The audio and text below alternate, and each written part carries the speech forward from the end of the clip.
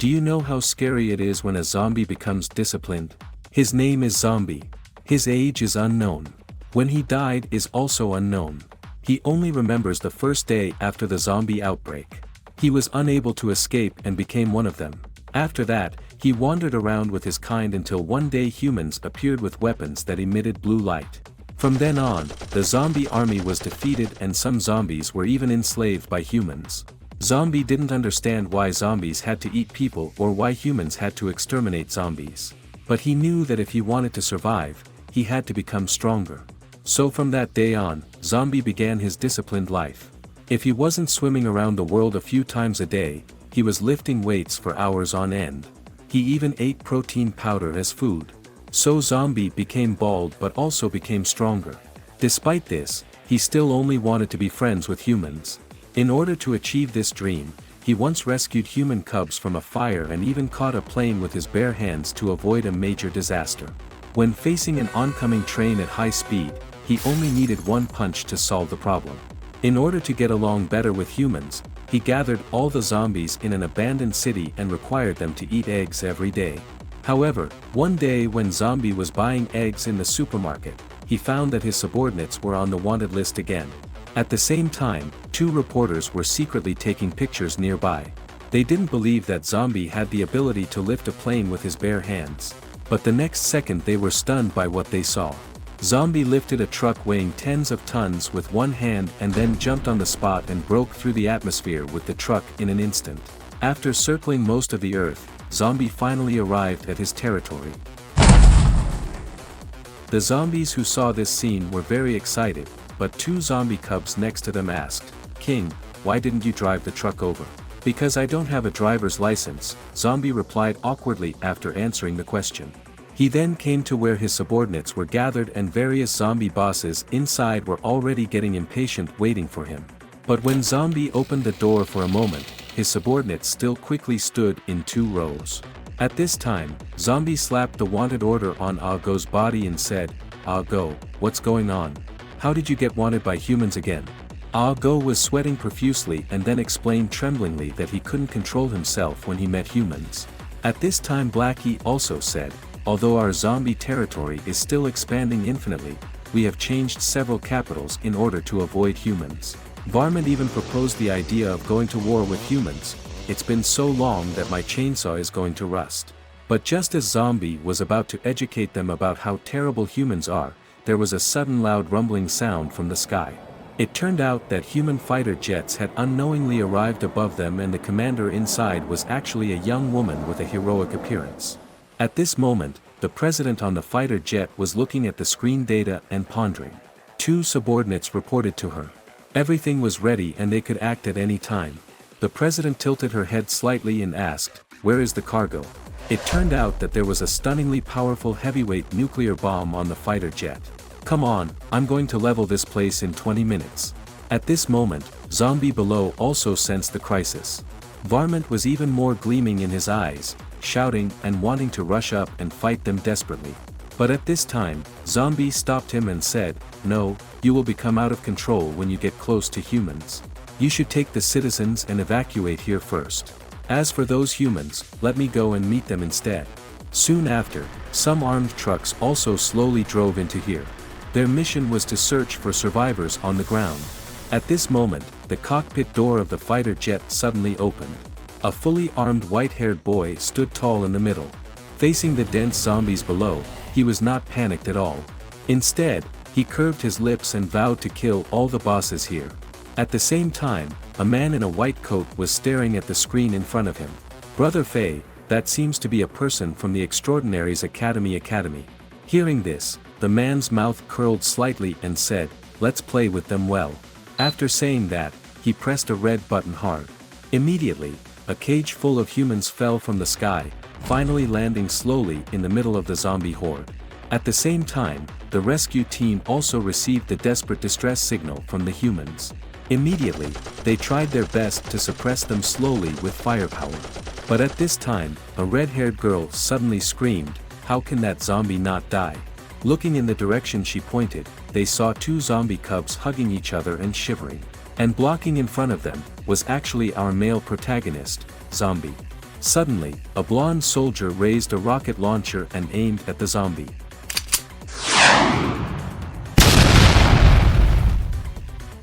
However, at this time someone reminded the blonde soldier, "Sir, we seem to have bombed the wrong person. This zombie masked man seems to be the recently emerging extraordinary human." The blonde soldier was stunned by what he saw. He had accidentally blown up the wrong person. But as the white smoke cleared, Zombie was standing there unharmed, touching his head with a puzzled look. At this moment, President on the fighter jet suddenly spotted the zombie boss's trail. So she ordered the white-haired boy to go to Zone B and intercept him. As soon as she finished speaking, the white-haired boy immediately leaped from the fighter jet at a height of 100 meters. On the other side, the man in the white robe started his mysterious plan in a certain room. "Brother Faye, I didn't expect them to evacuate the civilians. They are not to be messed with." Hearing this, Faye smiled slightly and tilted her head. "Let's give them something fun then." The green-haired man nodded immediately in understanding. Then under his control one of the zombies in the horde suddenly underwent a horrifying mutation in a short while.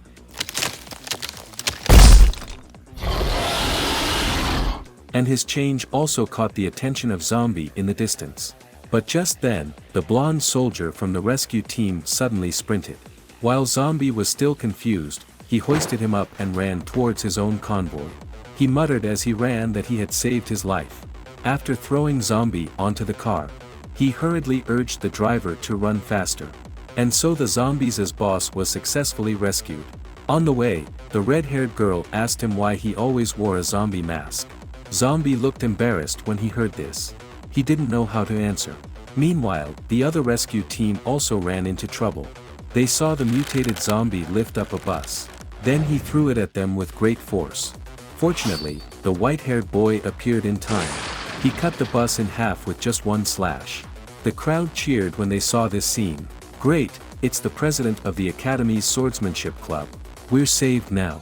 Marshall told them to take the civilians away first. He would handle the rest. Just then, the zombie let out a piercing scream, as if it was suffering from great pain. Marshall noticed this and quickly drew his knife. Facing the zombie's attack, he slashed down. The zombie's body instantly cracked with numerous fissures, then exploded with a bang, shattering into pieces. He thought he could end the fight early, but he heard a rush of footsteps, interrupting his sense of victory. Marshall turned his head and looked at the source of the sound. He saw Zombie had quietly walked to the side of that zombie without him noticing. Zombie said, "I'm sorry, I'm too late." When Marshall heard that, he immediately classified him as one of the zombies. Then he raised his knife and slashed at Zombie. But the next second he was stripped naked and hung on a power pole. At the same time, the soldiers on the plane also noticed something was wrong. "Oh no! Marshall's health is dropping fast." The president was stunned to hear this. Marshall was actually defeated. "Damn it, there are still civilians who haven't gotten out.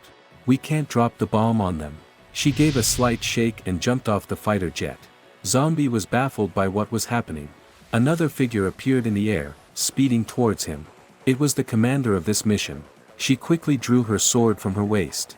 And then she slashed at Zombie with her move, White Blade. But the next second, the sword that could cut through anything shattered with a loud crack.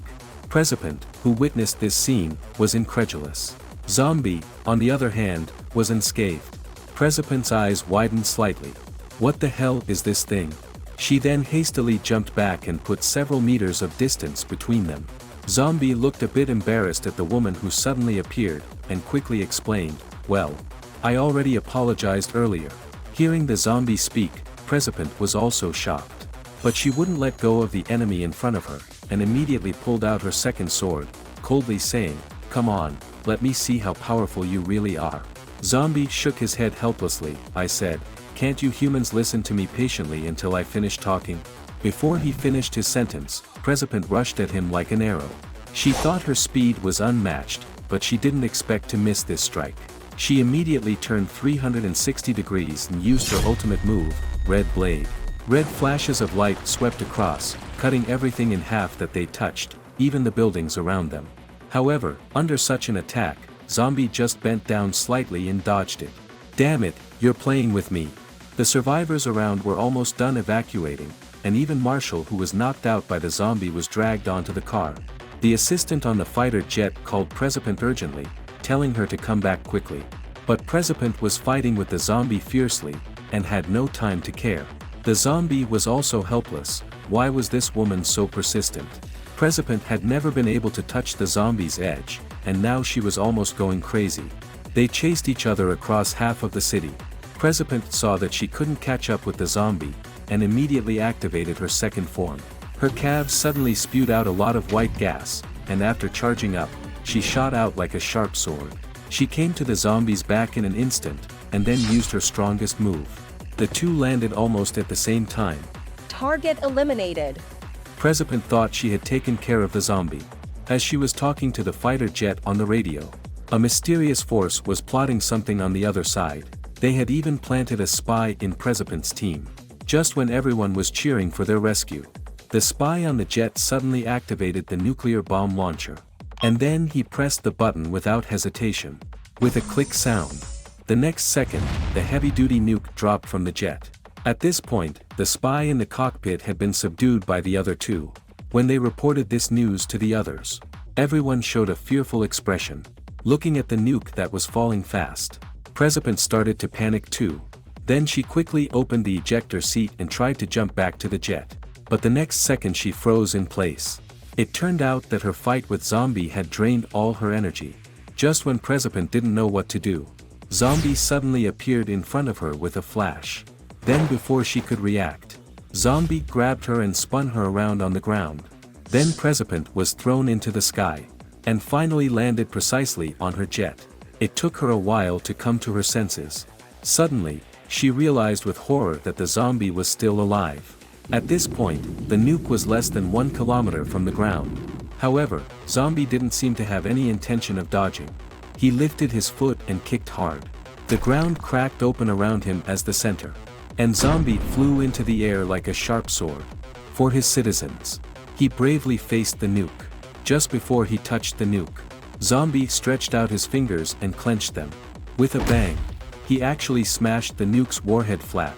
Everyone who saw this scene showed an incredulous expression.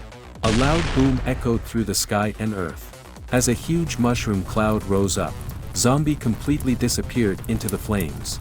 After a long time, when the flames slowly died out in the ruins, President on the jet showed a terrified expression. She saw a figure falling from the sky. Zombie scratched his head and thought, "Oh, I have to spend money to buy clothes again." While Zombie was worried about having nothing to wear, President on the fighter jet started to feel depressed. What's wrong with President? Why is he so gloomy? You better not ask. President fought zombies all his life, but now he was saved by a zombie. That kind of mood would make anyone unhappy, right? But then another subordinate suddenly shouted, "President, you got it wrong." She took the zombie's file and came forward to explain. This guy is not a zombie. He is an abnormal human who likes to wear a zombie mask lately. Hearing this, the girl's face instantly darkened like she wanted to eat someone. The next day, a ragged man came to the human city. Zombie quickly teleported to a phone booth. He was relieved when he learned that his men had safely retreated. But little did he know, his every move in the city was captured by the cameras.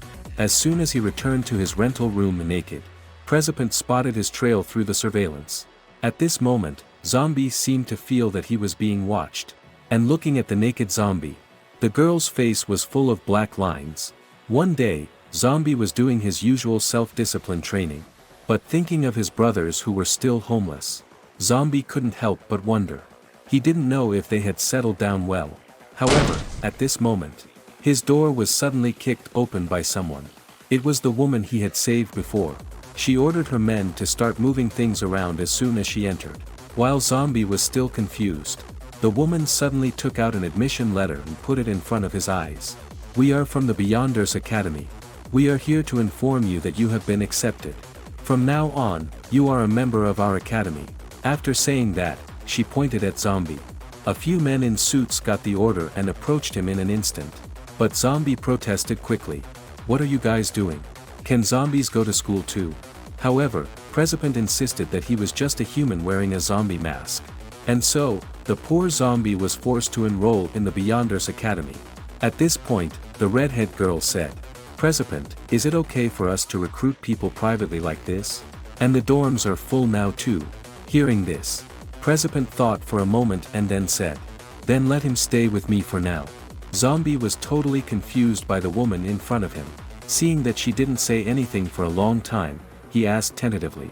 So, do I live here from now on? And where do I sleep? What's the problem? Or do you want to sleep with me? She said to him. Zombie quickly waved his hands to show that he didn't mean that. But actually he had some fantasies in his mind. However, at this moment, the woman said to him. You can stay in the guest room next door. Hearing this, Zombie felt a bit disappointed and said. I think you guys got it wrong. I'm not a human. The woman didn't answer after hearing his words. Instead, she started to fiddle with her legs. Just when Zombie was puzzled, she actually took off her legs. Then she calmly explained. I cut off these legs myself. It turned out that when she was a girl, there was a zombie outbreak in her village. Her parents not only turned into zombies, but also bit her legs. She had to chop off her own legs in order to survive. And she also killed her zombified parents with her own hands. It was from that moment on that she swore to kill any zombie she encountered. Hearing this, Zombie quickly swallowed back the truth that he was a zombie. Then the woman looked at Zombie and asked, what were you going to say just now? You must have heard it wrong. I didn't say anything. To ease the awkwardness, Zombie quickly changed the topic and asked, what is this Beyonders Academy you guys mentioned? The woman didn't pursue the previous topic either. Instead, she started to tell Zombie about the history of the academy. It had been more than 1,000 years since the zombie outbreak. In order for humans to survive better, the government created the Beyonders Academy. And this academy was specially designed to train talents who could deal with zombies. Hearing this, Zombie couldn't help but think of how he looked like when he became a zombie. He didn't expect that he was already over 1,000 years old now. Then the woman said to him, tomorrow is the registration time for the academy. If you don't show up, we will be investigating your motive for trying to run away. And by the way, my name is Violet. The one you met tomorrow, Dawn, will show you around. Hearing this, Zombie was baffled. Dawn, do I know this human? Standing in front of the Beyonders Academy, Zombie looked completely confused, so much so that he didn't even hear Dawn when she tried to greet him. This made Dawn angry and she started to scold Zombie. After throwing a final remark about the upcoming assessment, she stormed off towards the academy. Zombie, realizing he had made a mistake, quickly caught up with her and asked if the school required an entrance exam. As it turns out, this academy only accepts students with special abilities, and if their assessment scores don't meet the requirements, they won't be admitted. They arrived at the assessment site and saw hundreds of new students, each with their own unique physical appearance due to their special abilities. Since there were too many new students, Dawn had to ride on Zombie's head to get a better view. Curious, Zombie asked if he was exempt from the assessment since he had lifted an airplane in front of humans before. However, Dawn explained that lifting an airplane was only considered a common ability in this academy and that the teachers there didn't pay attention to the news. Suddenly, a limping old man slowly made his way to the podium. Hello, I am your examiner. You may also call me sports department's president, Chen, he introduced himself. The academy has been around for hundreds of years, and during that time, we have trained a variety of talents. Hope you can train hard like your predecessors and become an outstanding student. However, before he could finish his speech, Zombie suddenly interrupted with a question. What if a zombie was among the students, he asked. The examiner's response was blunt, we'll tear it limb from limb, and we will neuter it. Hearing this, Zombie felt a sharp pain in his lower body. Next up was the assessment, starting with a race. At the sound of the starting gun, the students rushed out like swords, running 100 meters in just 3 seconds. However, Zombie was still standing on the starting line, looking completely bewildered. They soon arrived at the second stage, which was a shooting competition. With a stylish pose, Dawn fired several bullets, and in the next second, the zombie head on the target was completely shot off. To avoid revealing his identity as a zombie, Zombie had to act cautiously and keep a low profile. He would always just pass the assessments with scores right on the passing line. While others had to run the 100-meter dash in under 10 seconds to pass, he would run it in exactly 9.57 seconds. And while others had to throw the shot put over 80 meters to pass, he would just throw it to 80.1 meters. However, despite his efforts to go unnoticed, Chen had taken notice of Zombie's behavior. He looked at the data in his hand and pondered for a moment. All of Zombie's subjects had only just reached the passing line, yet Violet said he was very strong. Was this person hiding his true strength, or did he have some secrets he was keeping? Soon, the next assessment arrived, testing the student's ability to throw a javelin. A red-haired boy took a stance and unleashed all his power. The next moment, the javelin flew out like a shooting star and hit the zombie target's lower body with a bang. Zombie, who witnessed the scene, felt a chill down his spine. The javelin had pierced through 3 zombie targets in an instant and still showed no sign of slowing down. Finally, it stuck into a road sign 32 kilometers away. Soon after the red-haired boy finished his assessment, Zombie stepped up to the stage. As he walked past, the red-haired boy gave him a disdainful look. However, Zombie did not react much and quietly picked up the javelin to begin his low-key assessment. Suddenly, Chen called out to stop him, attracting the attention of those around them. He walked up to Zombie and asked, "You're Zombie, the one introduced by Violet, right? She said you're very strong, but every time you take an assessment, you just barely pass. Are you hiding something? Everyone here is putting in all their effort, but you seem to be holding back. Are you a zombie?" Upon hearing this statement, Zombie quickly waved his hands to indicate that he is, in fact, a human. Chen then stated, "If your spear can be thrown more than 4 kilometers, I'll acknowledge that you're qualified. But if you can't, I'll charge you with espionage and castrate you."